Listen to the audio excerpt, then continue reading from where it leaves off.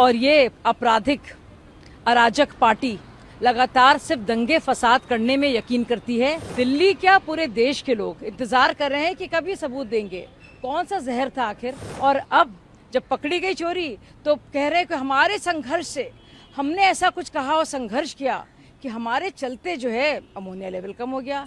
ऐसा बेशरम इंसान और ऐसा झूठा इंसान इस सदी में किसी ने नहीं देखा होगा। केजरीवाल निहायती झूठे इंसान हैं और ये आपराधिक अराजक पार्टी लगातार सिर्फ दंगे फसाद करने में यकीन करती है और झूठ और भ्रम फैलाने का, जहर घोलने का काम करती है। ये इल्ज़ाम लगा रहे हैं नायब सैनी जी पर, लेकिन आप खुद ने देखा कि जब हरियाणा से पानी आता है दिल्ली में, तब जो 5 mg होना चाहिए अमोनिया पर लीटर के हिसाब से वो 56 बढ़ जाता है वजीराबाद से ISBT और ITO आते आते। तो सोचिए, बजाय अपने पर अपनी जिम्मेदारी लेने के इन्होंने कितने झूठ बोले। अब इनकी चोरी भी पकड़ी गई और अब देखिए चमत्कारी तौर पर अमोनिया का लेवल बिल्कुल कम हो गया। तो अब इनके पास कहने को कुछ नहीं है क्योंकि बाकायदा जांच हुई और दिल्ली के लोग अभी भी इंतजार कर रहे हैं। दिल्ली क्या पूरे देश के लोग इंतजार कर रहे हैं कि कब ये सबूत देंगे, कौन सा जहर था आखिर, किसने डाला, कहाँ डाला, कब डाला, और उसके बारे में इनके इंजीनियर्स कौन थे जिन्होंने इसका पता लगाया, किस तरीके से इन्होंने इसको डिटेक्ट किया। तो झूठ पर झूठ पर झूठ।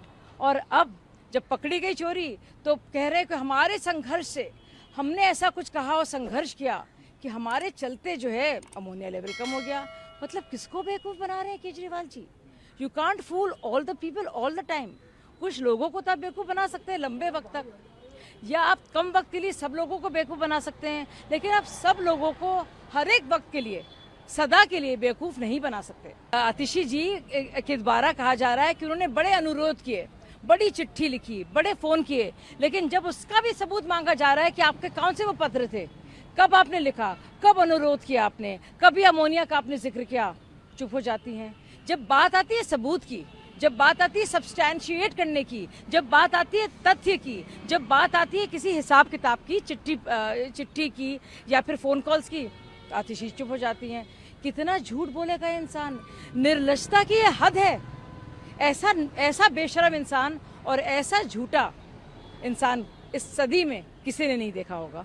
FIR जरूर होनी चाहिए। जिस तरह से दंगे फसाद कराने की कोशिश की जा रही है, जिस तरह से हमारे जाट भाई बहनों को बदनाम किया जा रहा है, जिस तरह से हरियाणा के लोगों के बारे में इतनी गंदी बेहुदा बातें कही जा रही हैं, जिस तरह से एक और फेलो चीफ मिनिस्टर के बारे में जेनोसाइड, मैस मर्डरर, नरसंहार जिस तरह का शब्द का इस्तेमाल किया जा रहा है, मुझे जरूरी है कि FIR हो, जरूरी है इंसान जेल जाए। क्योंकि इस तरह से दंगे फसाद करने वाली बात, अफवाह फैलाने वाली बात, लोगों को परेशान करने वाली बात और अपनी निर्लजता और अकाली करतूतों को छुपाने के चलते हुए इस तरह के झूठ बोलना जो इंसान है, मुझे लगता नहीं किसी को उसको माफ़ करना चाहिए आसानी से।